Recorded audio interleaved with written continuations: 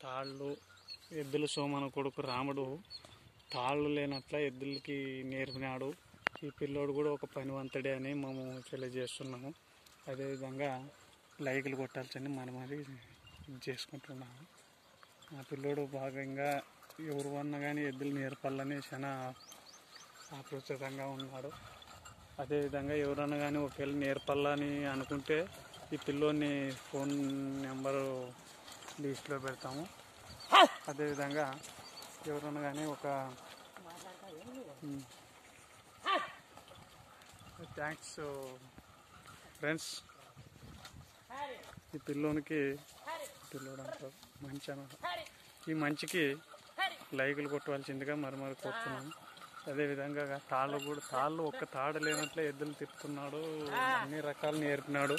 మరి కోడలు కూడా ఎద్దులకి నేర్పినాడు. అదేవిధంగా ఎవరైనా